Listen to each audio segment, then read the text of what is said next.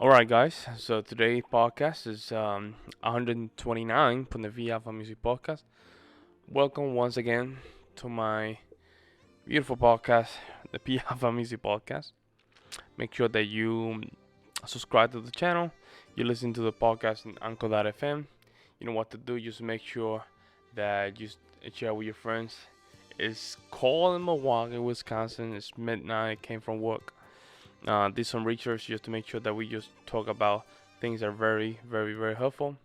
And to this topic, 129 is the Peter Pan syndrome of relationships. And this is gonna be like a continuation from my last episode. I think was let me see. I think it was 100 something. I talk about the Peter Pan effect. This time I'm gonna talk about the Peter Pan syndrome in relationships. We're gonna dig into that a little bit. Okay, so let's just first resume or define what is the Peter Pan syndrome, right?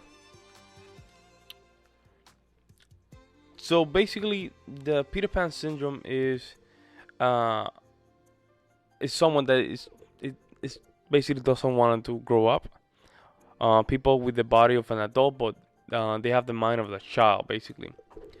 The syndrome is not currently considered in the psychologically, um, you know, literature, but there's a lot of people that are considering this to be a real, uh, um, uh, not threat, but I will say like more something that is real, right? So you see people late 20s and or mid 30s that they still acting like they're still in college. That's one.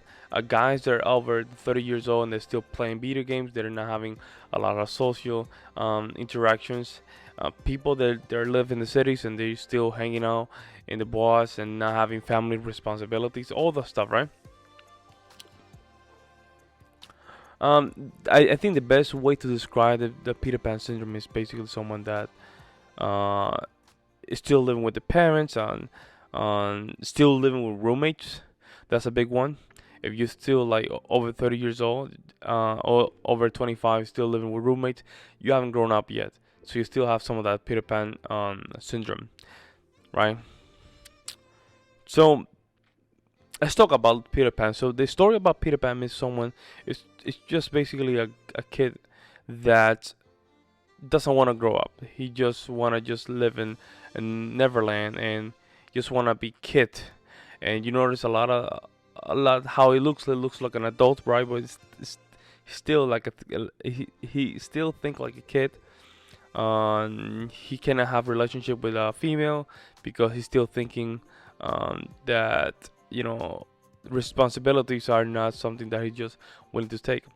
Instead of just taking females seriously, he still, take himself into the relationships with a fantasy, which is the Tinkerbell. Tinkerbell is not real, and Tinkerbell doesn't talk. The reason she doesn't talk is because it's more or less an imagination from what Peter Pan can always rely on. So in this case, if you put yourself in the real life, will be video games, pornography, drugs, all that stuff, right?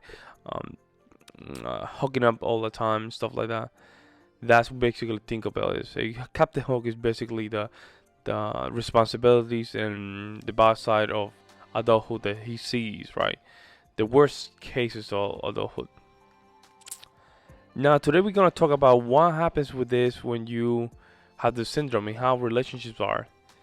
Okay, so what happens when you're in a relationship and you're dealing with a Peter Pan person? It's very simple. Relation basically, if you were someone, there you go. Okay, so basically, when you're in a relationship with someone, let's say it's an adult, is not caring to take responsibility. There's no bills. There's no direction. I think that's the most important one. If you're with a person and that person has no direction every time they wakes up, he just go strictly to the habits or addictions. That's a Peter Pan. If the first thing that you wake up is just smoke a piece of marijuana weed, you Peter Pan. If you want to just always drink and get drunk with your friends and the weekends, Peter Pan. If you living with someone that still has not a house, and I'm speaking from the manhood perspective because I'm speaking with men. If you are with someone that is renting with roommates, it doesn't want to just have an apartment for himself, Peter Pan. If lacking of responsibilities or bills, simply if he cannot pay electricity or he had to rely on the roommate to pay electricity, Peter Pan. If this person is jumping from one job to the other one, Peter Pan. If this person wakes up and he has no meaning of life, no meaning why he's waking up, that's a Peter Pan. And also the last one is still acting like a kid or a child, right? And you can see these a lot so when you go to big cities. They still acting like a child. They still look like a man, but they look like kids. That's a Peter Pan. And you can see them. They have no muscle mass, and worse, they have no masculine testosterone and image, or let's say energy into them. That's a Peter Pan.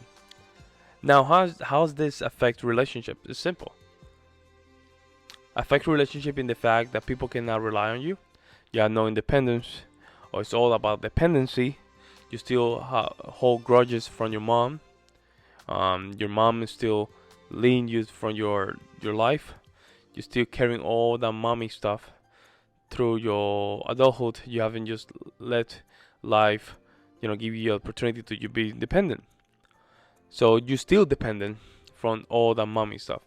Or all the daddy. Daddy's still there for you. Daddy's still taking care of you.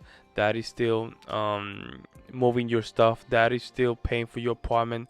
Daddy's still, bailing you out. All those things are Peter Pan syndromes.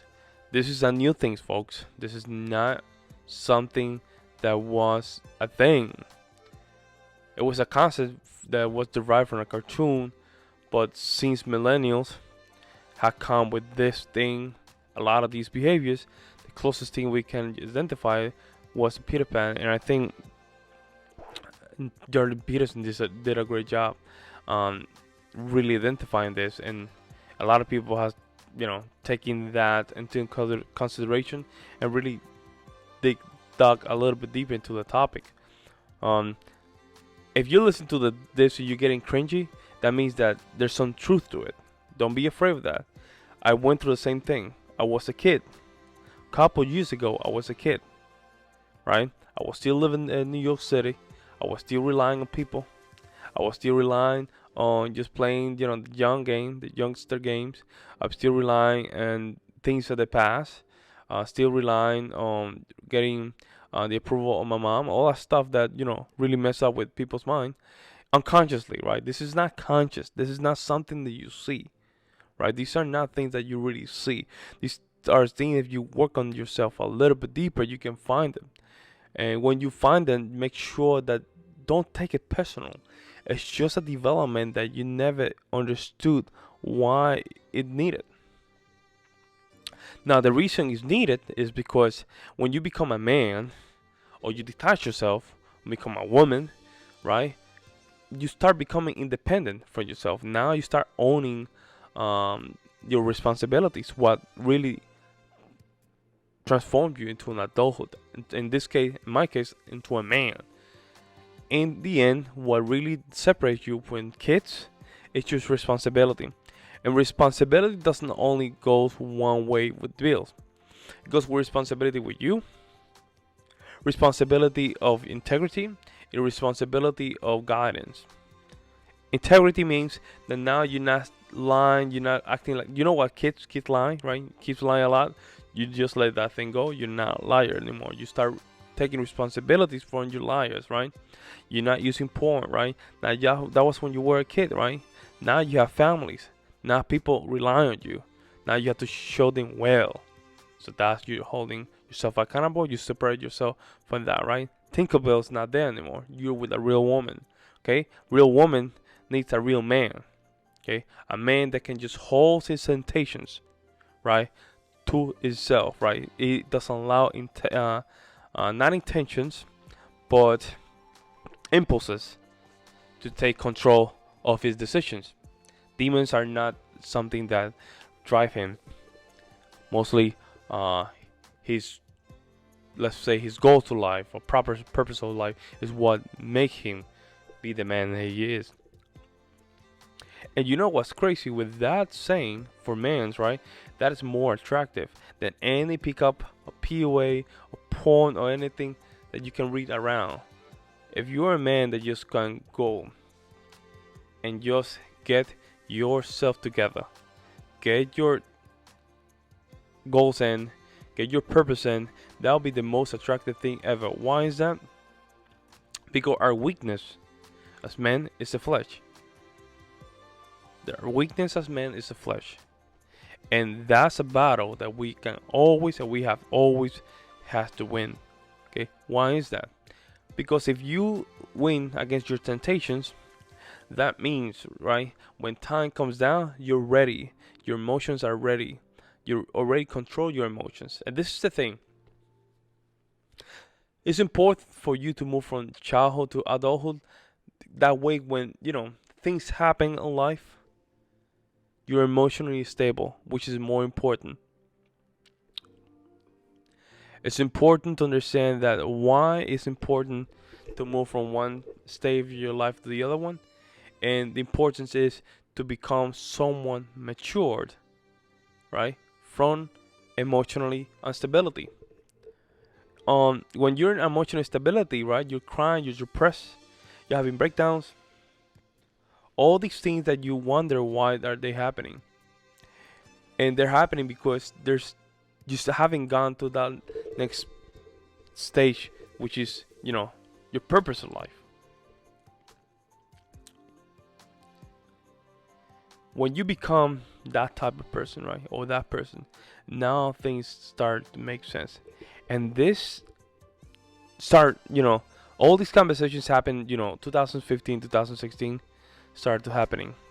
We noticed there was a huge hole in the manhood or manosphere, let's call it like that, where men were feeling like there was no directions, that they were wondering why we're having a lot of problems.